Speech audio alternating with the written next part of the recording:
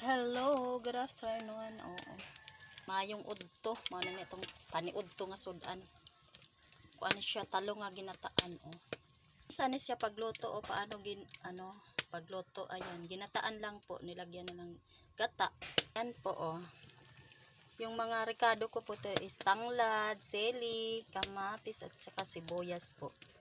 Lagyan ko ng gata, fresh na gata po. Oh, sarap po to.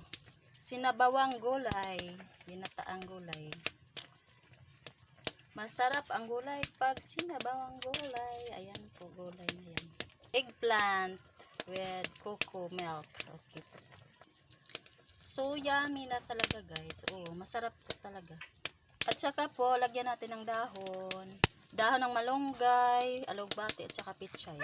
Ayan, para masarap pas lalo. Okay. Native na gulay. Veggies, puro gulay, pangpahabang buhay.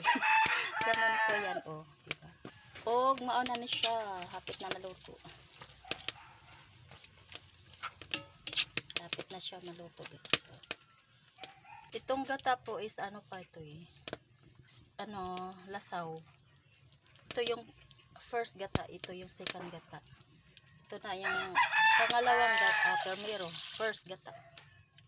Yun po. Wow, ang daming sabaw. Yan, luto na po yan. Finished product na po yan. Itong luto na. Ito na. Andito na sa mangkok. Luto na guys, kain na tayo. Yan po ay yung sabaw na eggplant or talong. Yan po, masarap to eh. Sinabawang gulay. Talong at saka pichay, alugbati, ayan. Pertigidyo ning lamia guys, yapo jud ang atong bahaw na bahaw pares. Dukot ra ba ni? Oh, parisan ani da kinsay maglaway ani ron.